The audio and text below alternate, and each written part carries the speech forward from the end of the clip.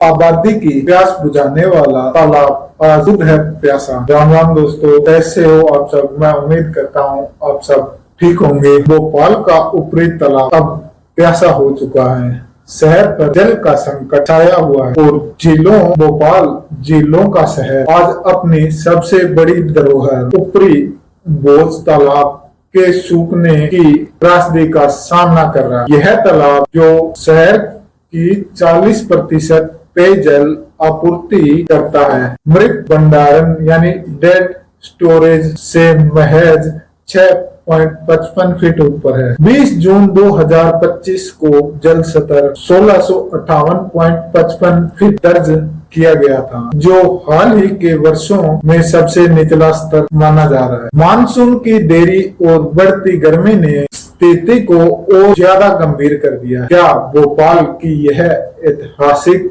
जीवन रेखा बच पाएगी या शहर की जल संकट की भयावहता झेलनी पड़ेगी, या शहर को जल संकट की भयावहता झेलनी पड़ेगी। बोझ झील या तालाब भोपाल की धड़कन, इसे 11वीं सदी में राजा भोज द्वारा बनाया गया था। ऊपरी तालाब कहा जाता है, जिसे स्थानीय लोग हैं वह इसे बड़ा तालाब भी कहते। भोपाल की संस्कृति और ऐतिहासिक पहचान का यह तालाब प्रतीक है।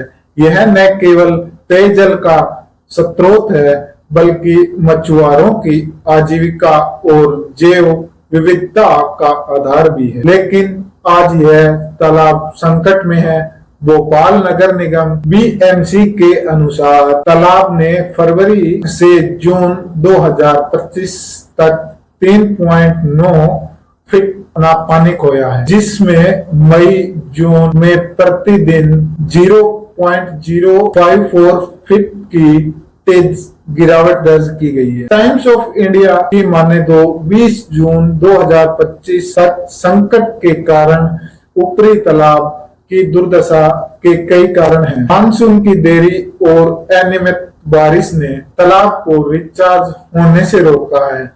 जलवायु परिवर्तन के कारण बढ़ती गर्मी और अनिश्चित वर्षा ने स्थिति को और गंभीर बना दिया है।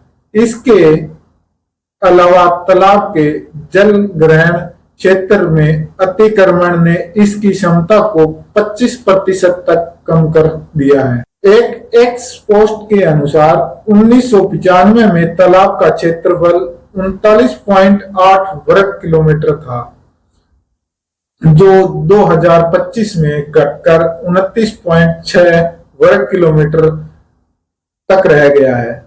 एक्स पोस्ट 20 जून 2025 बढ़ती आबादी और औद्योगिक मांग ने भी पानी के उपयोग को बढ़ा दिया था। शहर पर असर तालाब के सूखने का अच्छा खासा देखने को मिल रहा है।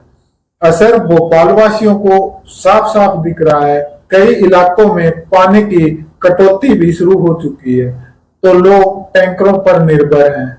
कोलार और बेरागढ़ जैसे क्षेत्रों में पानी की सप्लाई हर 3 दिन बाद हो रही है।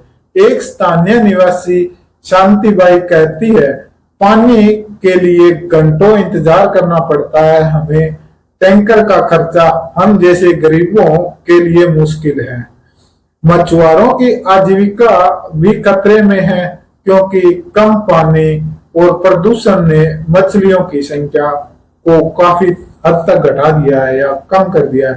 तालाब की जैव विविधता जैसे प्रवासी पक्षी, जलीय जीव भी संकट में है। सरकार और प्रशासन की प्रतिक्रिया। बीएमसी का दावा है कि बम्पर स्टोरेज और आपातकालीन योजनाएं मौजूद हैं, लेकिन कोई ठोस कदमों का विवरण स्पष्ट नहीं हुआ है।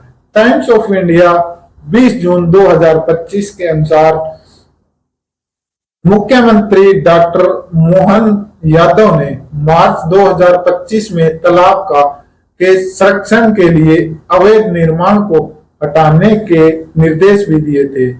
मई में जल गंगा संरक्षण अधिनियम के तहत 200 साल पुराने स्टेप वेल की मरम्मत और 40 घन मीटर सिल्ट हटाने का काम हुआ था, जिससे पानी का प्रवाह 2000 लीटर प्रति घंटे तक बढ़ा था। भोपाल के बीएमसी ने सेंट्रल गवर्नमेंट से 100 करोड़ रुपए की राशि मांगी है कि हम इस राशि से इस तालाब का पुनर्निर्माण करेंगे और रख रखाव पर खर्च करने के लिए। दिल्ली पायनियर 28 मई 2025। 2022 में लागू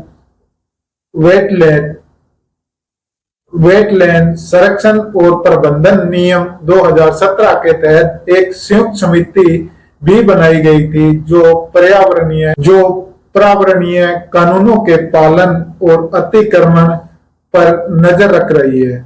इस समिति को 23 जुलाई 2025 तक अपनी रिपोर्ट देनी थी। नीति शासक सेना एमपी रोड डेवलपमेंट 26 मई 2025 तक। हालांकि स्थानीय लोग और कार्यकर्ता अतिक्रमण के खिलाफ कार्रवाई में सुस्ती का आरोप लगा रहे हैं। एक एक्स पोस्ट में लिखा गया कि 25% तालाब अतिक्रमण की भेंट चढ़ा हुआ है, लेकिन जिम्मेदारों पर अभी तक कोई कार्रवाई नहीं हो रही है। एक्स पोस्ट 20 जून 2025 विशेषज्ञों की राय पर्यावरणविद डॉक्टर अनिल शर्मा कहते हैं कि अतिक्रमण रोकना और जल संग्रहण क्षेत्र को पुनर्जनन जरूरी है। वैकल्पिक जल स्रोत जैसे भूजल और कोलार बांध पर हमें ध्यान देना होगा। वो वर्षा जल संचयन और जागरूकता अभियानों पर भी बहुत जोर देते हैं। विशेषज्ञों का मानना है कि बिना सामूहिक प्रयास के तालाब को बचा पाना मुश्किल है। आगे की राह है ऊपरी तालाब को बचाने के लिए तत्काल और दीर्घकालिक कदम उठाना जरूरी है। तत्काल उपायों में जल संरक्षण, टैंकर निर्भरता को कम करना और वैकल्पिक स्रोतों का उपयोग शामिल है। दीर्घकालिक समाधान में अतिक्रमण हटाना, जल ग्रहण क्षेत्र की सुरक्षा और वर्षा जल संचयन प्रणाली को लागू करना भी इसमें शामिल है। नागरिकों को भी पानी की समझदारी से उपयोग करना चाहिए और संरक्षण अभियानों में हिस्सा लेना चाहिए। तो ऊपरी तालाब भोपाल की आत्मा है, लेकिन आज यह प्यासा है। अगर समय रहते इसे नहीं बचाया गया तो शहर की पहचान और भविष्य दोनों ही खतरे में पड़ सकते हैं। यह समय है कि सरकार, प्रशासन और नागरिक एकजुट होकर इस धरोहर को संजोए, वरना भोपाल की झीलें इतिहास की किताबों तक सिमट जाएंगी। मेरे अनुसार भोपाल को शायद राजस्थान जैसे राज्य से सीख लेनी चाहिए, जहां पर हमेशा से पानी की किल्लत थी। तब भी उन्होंने एक ऐसा तरीका निकाला कि पानी को जितना हो सके उतना बचाया जाए। वहां के स्थानीय लोगों ने पानी की बचत के लिए जगह जगह पानी के हौद बनाए, ताकि उन्हें पीने के लिए पानी साल भर मिलता रहे या अगली मानसून तक मिलता रहे। यही नहीं, राजस्थान सरकार ने भी बहुत अच्छा काम किया है।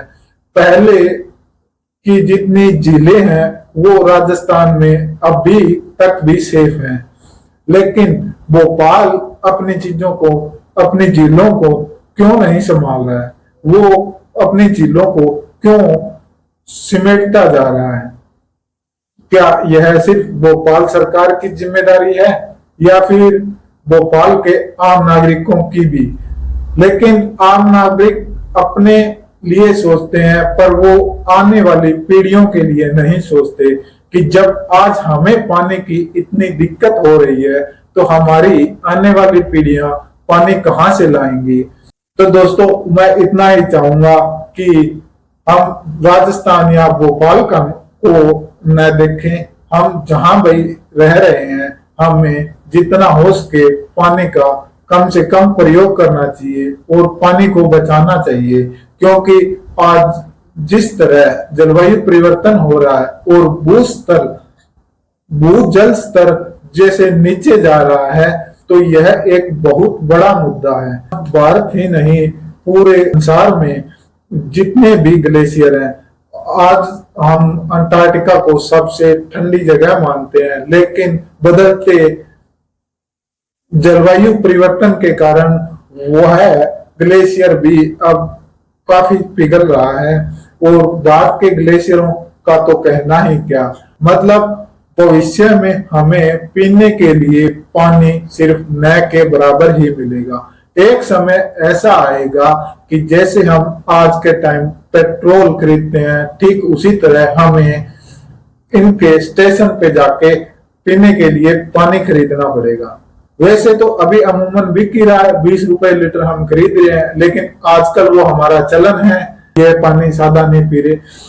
लेकिन धीरे धीरे आने वाले समय में हमें, जिस तरह आज भारत में पेट्रोल पंप बने हुए हैं जहां से हम पेट्रोल डीजल वगैरह लेते हैं, ठीक उसी तरह हम पानी के पंप भी देखने को मिलेंगे और हम मजबूर रहेंगे वहां से पानी लेने के लिए, क्योंकि हमारे पास पानी का लिमिट का स्टॉक होगा।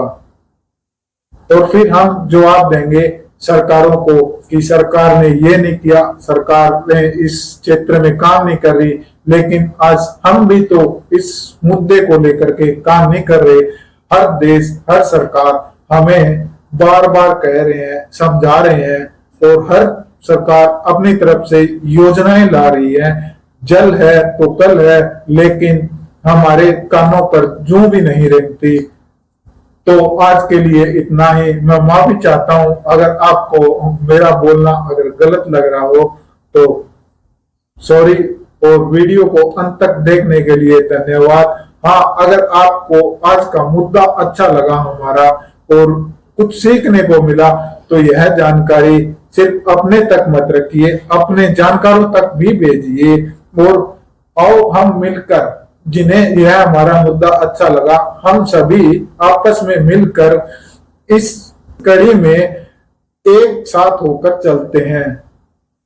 तभी हम आने वाली पीढ़ियों को पानी जैसी एक अनमोल विरासत दे पाएंगे। तो हम इसी मुद्दे पर अब लगातार 3 से 4 स्टोरी कवर करेंगे, चाहे वह अंटार्कटिका का ग्लेशियर हो या भारत के ग्लेशियर हो, या फिर राजस्थान में पानी को कैसे संजोया जाता है, या फिर हमारे फतेहाबाद क्षेत्र में कुछ समय पहले एक बारिश के कारण इतना पानी इकट्ठा हो गया था कि पुराने समाचार पत्रों ने उन्हें कवर किया था कि शहर के अंदर जो पानी की लेयर है वो 8 फीट तक ऊपर उठ गई थी।